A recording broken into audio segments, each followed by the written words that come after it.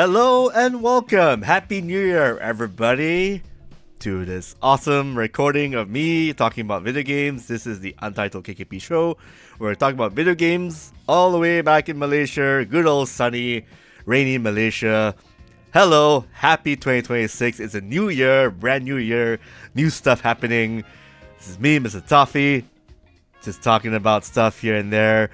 Happy, I've already got my holiday all done, sorted out. It's been a great Christmas and a great weekend, I guess. A great couple of days of holidaying and just not doing much and just relaxing, recharging the brain and everything. But let's get right down to some business. Maybe a little bit of news that happened during the past few days when I'm actually holidaying out and everything. So maybe just a bit of a recap here and there. It's going to be a bit of a chill stream. Now, I can't really call this a stream. This is more like pre-recorded. Yeah. So let's maybe get right to it. Let's just check out a couple of pieces of news. Alright. So, Atlus just published their website, a new Persona 30th anniversary website. And yeah, it actually showcases new artwork from a new cutscene, just showcasing, oh, we're celebrating the 30th anniversary, which is this year. And they're going to have new information coming out about Persona on the 8th of January, which is in a couple of days after this show is out. So the artwork actually has, I believe, main characters from Part 1, Part 2, Part 3, 4, 5, and also 5X as well. And nothing seems to be out of the ordinary. It's like new artwork. They've done this almost every year, basically, like new artwork for every year. But this being the 30th anniversary, they're gonna announce a bunch of new things, most likely. The biggest one is, of course, Persona 4 Remake, which got teased, I guess, last year. Sorry, last year, or middle of last year, 2025. And that's about it. They just showcase a little tiny sliver of gameplay, and that is it. We're gonna find out more news on the 8th of January. But what I predict is maybe they might keep a few surprises. I'm gonna hold on. Maybe I'll just do a prediction right there. I mean, in addition to Persona 4, are they gonna announce a Persona 6? I don't know. It's gonna be a hell of an act to follow up from Part 5 and maybe even the Part 3 remake. After they did Part 4, I guess the logical conclusion is oh my god, my throat. Still recovering, got a bit of a flu. Yeah, my bad. In addition to, I guess, Part 4, my prediction is Persona 1 and 2 remake. They're gonna announce that, put the title card. Nothing is being made yet. Maybe it's still in pre-production phase, but I believe Part 1 and Part 2 are due for a remake.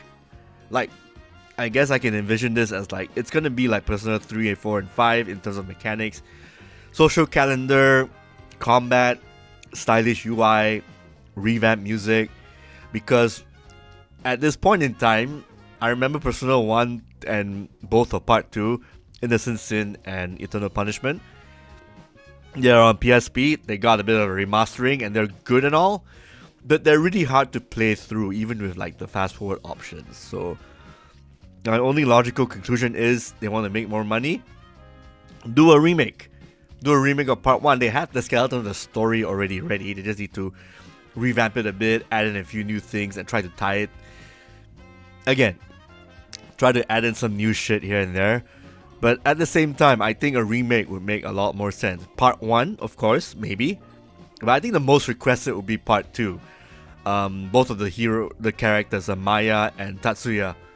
Those are the more requested characters you want to see come back in a Persona style gameplay that is fit for using the engine of Persona 5 or 4 for that matter. Or the 3 remake. So that would be my prediction.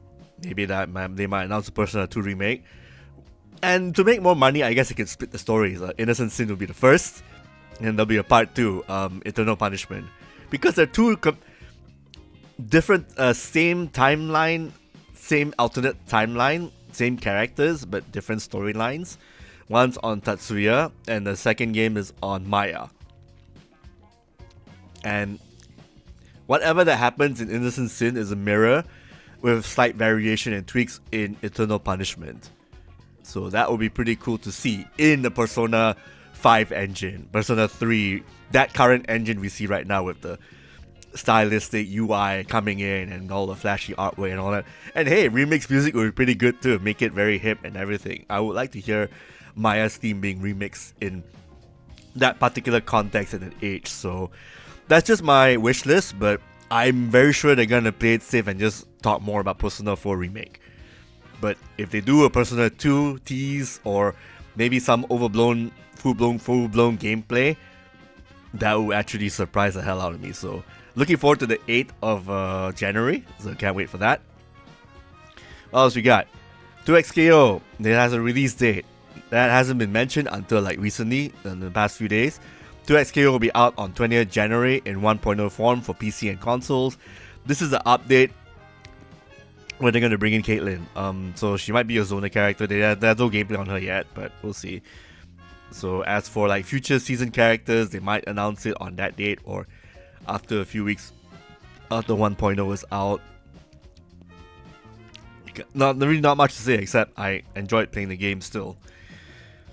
Yeah, still a nice tag team game. Really needs more characters. That's all I can say. I like the controls, I like the look and the feel.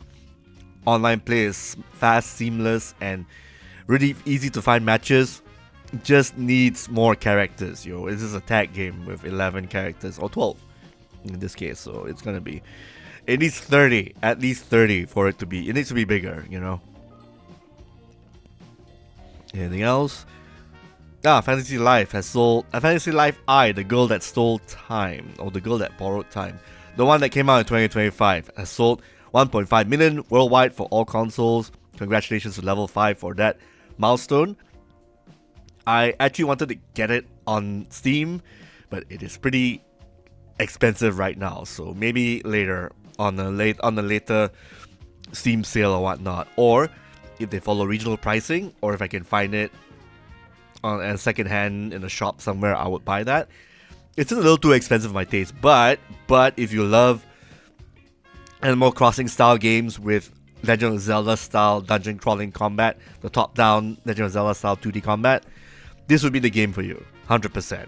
For me, I'm more of a half-half kind of guy when it comes to like these kind of life sims, Animal Crossing, farming style games, so not really for me, but for other people, yes, it's perfect for them.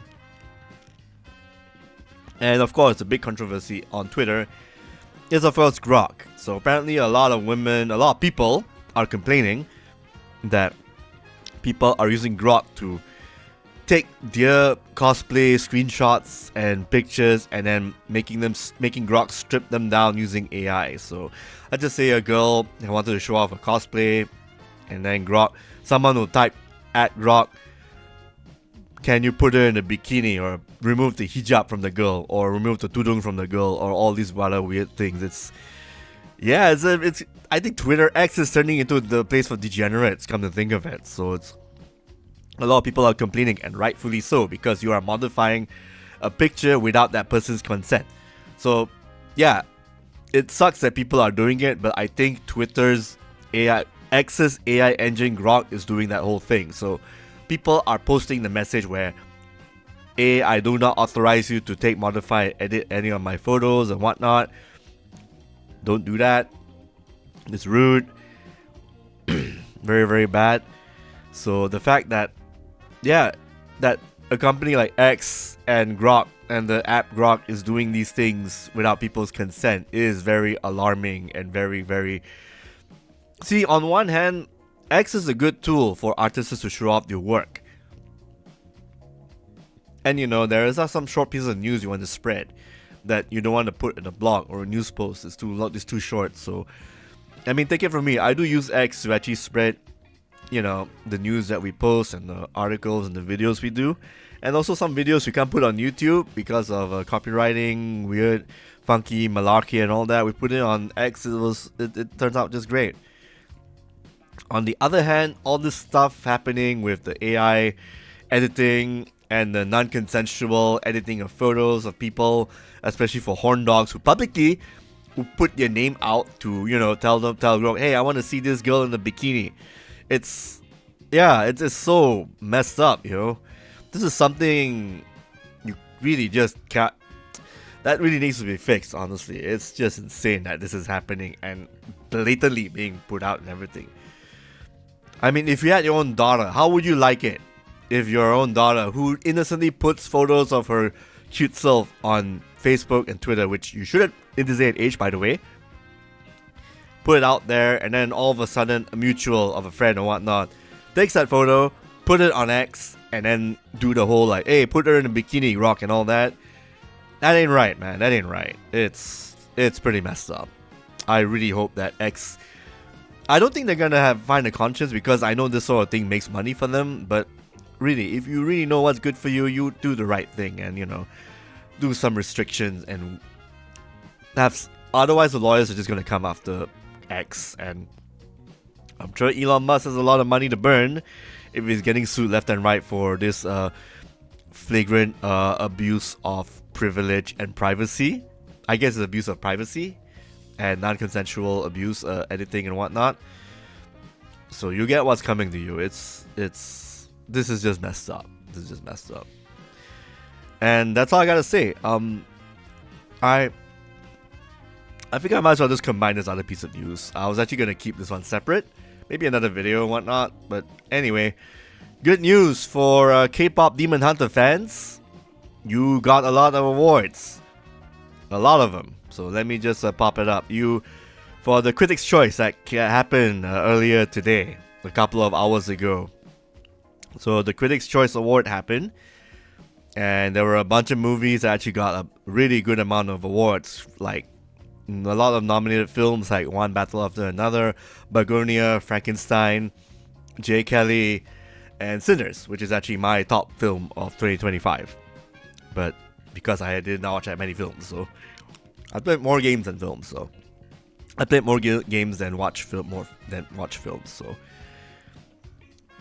my viewpoint might be a little bit skewed.